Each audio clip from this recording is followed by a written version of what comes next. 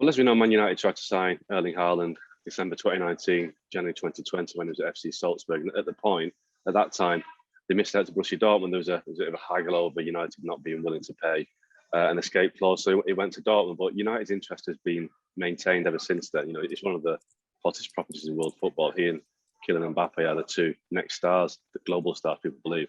And United have maintained an interest. Ole Gunnar Solskjaer has maintained a relationship with Erling Haaland, who he gave a debut to when he was in charge of Molde. He knows his father, Alfie Haaland, from his time playing for Norway. So the United's interest hasn't really wavered in Haaland. And despite the fact they've signed Ronaldo and they've got the likes of Marcus Rashford, Jadon Sancho, Mason Greenwood, and Cavani, they're still interested in adding to their attacking options. Well, the deal for Ronaldo, it amounts to, I think, 23 million euros over the period of the contract. It's a 3-year contract, 2 years plus one, but United are paying it over 5 years. So in terms of the fee itself, it doesn't actually hurt United financially. But the key is that the financial side of his salary, he was earning over £500,000 a week after tax at Juventus. So he's not earning that at United, but he's still the best paid player. So the Ronaldo deal has been financed outside this summer's transfer budget. But I've been told it won't affect going forward their move for Haaland, because Haaland is regarded as a unique case. He's a player that, if they sign Haaland, whoever signs Haaland could have a world-class centre forward for 10 years. So it's a long-term objective to sign Haaland. So financially, no, it won't affect United's attempt to sign Haaland. There's also a view that by having Ronaldo at United, it could actually help their cause to sign Haaland, because Haaland's made it clear in the past how much he admires Ronaldo. He idolises Ronaldo.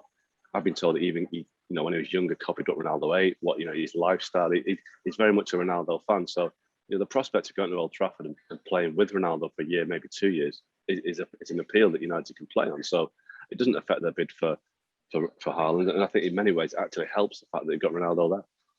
Look, Man United have been one of the world's biggest clubs for a long time now, and they've always been an attractive draw for top players. But I think it's fair to say that certainly since Alex Ferguson left in 2013, they haven't been the destination of choice for the world's biggest stars. They haven't. I mean, Man City, Chelsea, Barcelona, Real Madrid, Bayern Munich, they've all kind of eclipsed United in that perspective.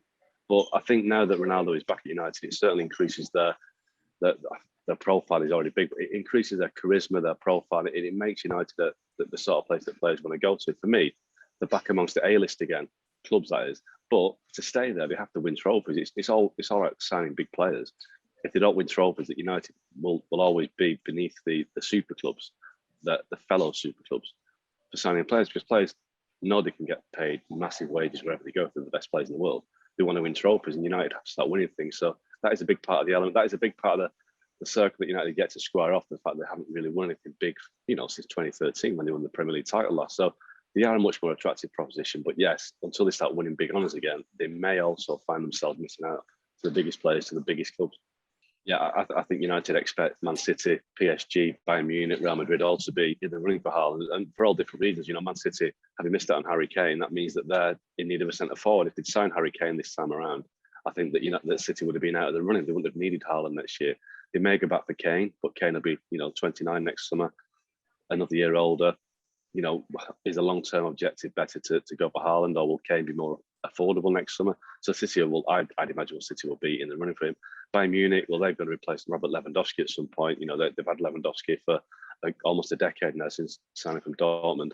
He's on the way out. He wants to leave. So, Haaland is a great replacement for him.